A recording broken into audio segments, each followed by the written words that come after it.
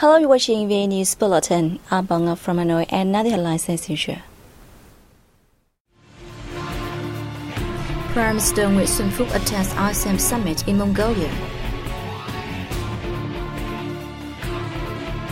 New enterprises registered to invest $4.83 billion in property sector.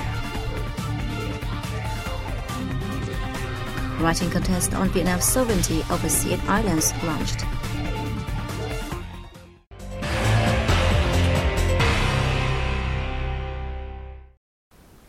On July 14th and 15th, Party General Secretary Nguyễn Phú Trọng paid a working trip to the northern mountainous province of Lai Châu to inspect the implementation of resolutions of the 12th National Party Congress and the 13th Congress of the Provincial Party Organization. Working with provincial leaders, the party chief urged Lai Châu to develop its agroforestry sector towards the direction of industrialization and modernization. He stressed the need for the province to continue investing in infrastructure and new rural construction, reducing the rate of poor households while paying attention to ethnic and religious affairs, cracking down drug crimes and maintaining political security and social order. The party leader also called for improving personnel work and developing human resources while launching more external activities, partly by increasing cooperation with China's Yunnan province and northern Lao localities. Earlier, General Secretary Nguyễn Phú Trọng made a fact-finding trip to Bản Bò commune in Tam Đường district. The 11th Asia-Europe Meeting Summit opened in Ulaanbaatar, Mongolia on July 15th with the theme 20 Years of ASEM, Partnership for the Future Through Connectivity. Vietnamese Prime Minister Sun Phúc joined leaders from all the ASEAN member states, the European Union and the ASEAN Secretariat in the event.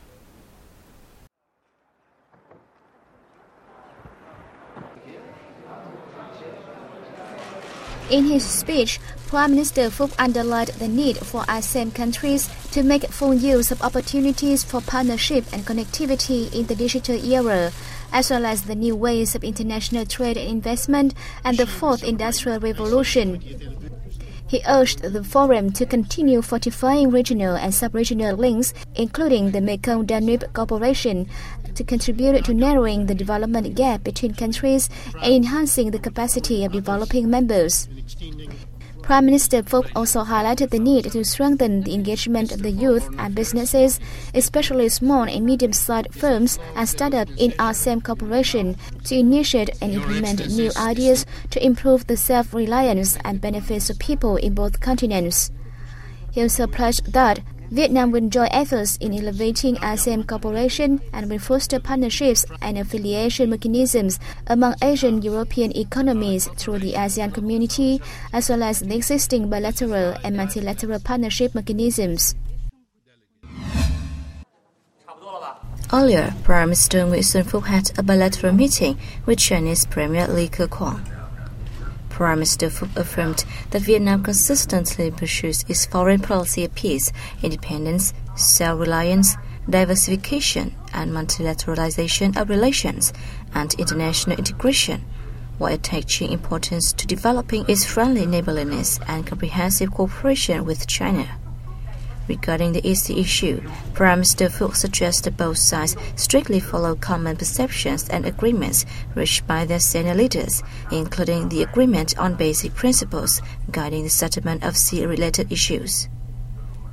The two countries should step up negotiations on sea-related issues while controlling disputes at sea, avoiding complicating the situation, implementing comprehensively and effectively the Declaration on the Conduct of Parties in the EC, and soon signing a Code of Conduct in the EC in order to maintain peace and stability in the region. Premier Li Keqiang said China is willing to increase strategic dialogues with Vietnam, boost win-win cooperation across sectors, follow common perceptions on sea issues, and control and address disputes properly so as to develop the China-Vietnam Comprehensive Strategic Cooperative Partnership stably and sustainably. The same day, Prime Minister Phúc met with Bulgarian President Rosen Plateliev. he expressed his hope that Bulgaria will have accelerated the European Union's official signing and ratification of the EU-Vietnam Free Trade Agreement and provide official development assistance for Vietnam's education sector. On the EC issue, Prime Minister Phuc expected Bulgaria would continue supporting Vietnam's and ASEAN's stance of maintaining peace, stability, and aviation and navigation security and freedom in the EC, as settling disputes by peaceful resolutions on the basis of international law. President Praniaiev affirmed that Bulgaria will create the best conditions for Vietnamese enterprises to do business in the country and approach to the EU market. He also expressed concern of the EC situation, emphasizing that Bulgaria and the EU uphold the supremacy of law and the handling of disputes by peaceful means on the basis of international law. Meeting with his Laos counterpart Thong Lun Sisulit, Prime Minister Nguyen Xuan Phuc said Vietnam will work together with Laos to remove obstacles facing Vietnamese investment projects in Laos so they can quickly work to aid the host country's national development. While speaking highly of Laos' role as the chair of ASEAN in 2016, Prime Minister Phuc hoped that the two countries will collaborate with each other closely and with other ASEAN member states to ensure ASEAN as a single voice in regional issues, especially the EC issue. Prime Minister assured that the Laos government will work together with the Vietnamese counterpart to ensure Vietnamese investor projects in Laos will be carried out efficiently. On the sidelines of the 11th ASEM Summit, Prime Minister Nguyen Xuan Phuc held bilateral meetings with several foreign leaders, including Dutch Prime Minister Mark Rutte, Polish Prime Minister Peter Zido, Maltese Prime Minister Joseph Muscat, Japanese Prime Minister Shinzo Abe, and Korean President Park Geun-hye. At these meetings, the leaders debated a range of measures to further beef up bilateral cooperation as well as coordination at multilateral forums. Meanwhile, Deputy Prime Minister and Foreign Minister Phạm Bình Minh also had separate meetings with French Minister of Foreign Affairs and International Development Jean-Marc Ayrault, Italian Foreign Minister Paolo Gentiloni, and Swedish Minister of Education Gustav Fridolin. The National Election Council convened its last plenary session in Hanoi on July 15th under the chair of National Assembly Chairwoman Nguyễn Thị Kim Ngân, who is also head of the council. The session discussed a draft report on the outcomes of the general election of deputies to the 40th National Assembly and 11 People's Councils for the 2016 to 2021 tenure, and a report on the verification of the eligibility of elected National Assembly deputies. Addressing the event, Chairwoman Ngân said the Office of the National Election Council has made the draft report on the election results based on reports of relevant bodies. The official report will be presented at the first session of the 14th legislature. At this session, the Council conducted a ballot to verify the eligibility of elected Deputy Chik Sun Thanh, Vice Chairman of the People's Committee of Hậu Giang Province in the 2011 to 2016 tenure. All members of the Council present at the meeting agreed to not recognize his National Assembly deputy status because of his looming violations.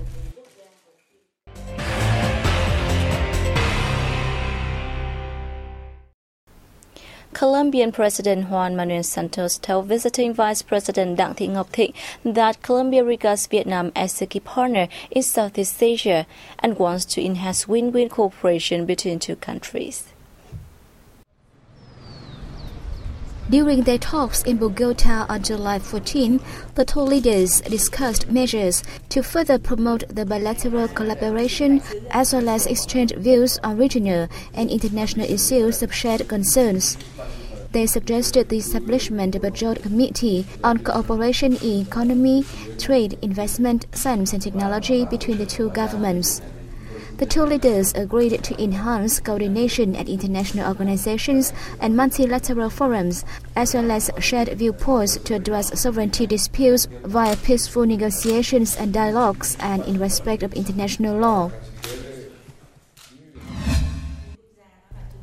The same day, Vice President Dr. Ngọc Thịnh had a working session with her Colombian counterpart, German Vargas Lloras, during which they affirmed to implement agreements to deepen the bilateral friendship and cooperation. Earlier, Thịnh and Colombian Foreign Minister Maria Angela Hugun witnessed the signing of a memorandum of understanding on cooperation between Vietnam's Ministry of Agriculture and Rural Development and the Colombian Ministry of Agriculture, and a cultural cooperation program between Vietnam's Ministry of Culture, Sports and Tourism and Colombia's Ministry of Culture. At a meeting with Vice President of the Senate of Colombia, Nidia Marcela Osorio, Thịnh was told that the Cambodian Congress wants to further collaboration with the Vietnamese National Assembly in supporting the government's measures to enhance bilateral cooperative ties. Up to 1,354 businesses registered to operate in the real estate sector in the first half of this year, with accumulated capital of nearly 108 trillion dong, equivalent to $4.83 billion. The Ministry of Planning and Investment said the figures proved property as the most attractive sector. The figures represent year-on-year increases of 110.9% in the number of new enterprises and 359.1% in terms of registered capital, the highest rises compared with other sectors. Signs of recovery in the property market are attributed to the increase in the flow of investments. The Ministry of Planning and Investment added that open credit policies and the enforcement of new laws on investment, enterprises, real estate and land have also helped revive the market. Real estate consultant firm CBRE Vietnam said the recovery of the property market will moderate in the second half of this year, adding that the market will see new sales but at similar rates to last year.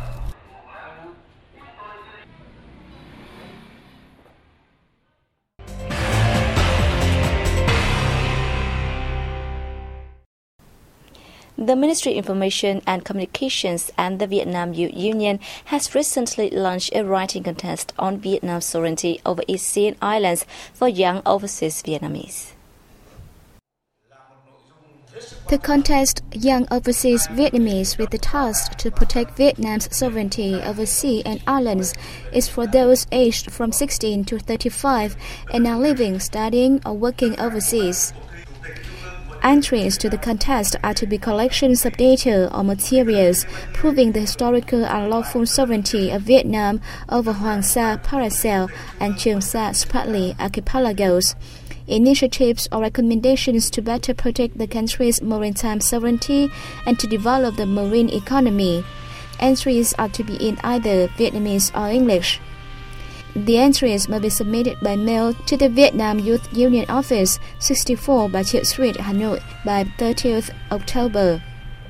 The first prize winner will be given a certificate of merit from the Minister of Information and Communications and the Youth Union, along with 30 million Vietnam dong, $1,250. Top winners will also get to visit Trường Sa Island District in the central province of Khánh Hòa. The Vietnam Museum of Ethnology in Hanoi has received the Vietnam's Leading Tourist Destinations Award for the second time from the Ministry of Culture, Sports and Tourism. The award honors the work done by the museum in 2015. Last year, it constantly innovated, organizing exhibitions and cultural performances that attracted a large number of local and foreign visitors. It recently upgraded a building in the museum to serve travelers. The award marks the museum's contribution to Vietnamese culture and tourism.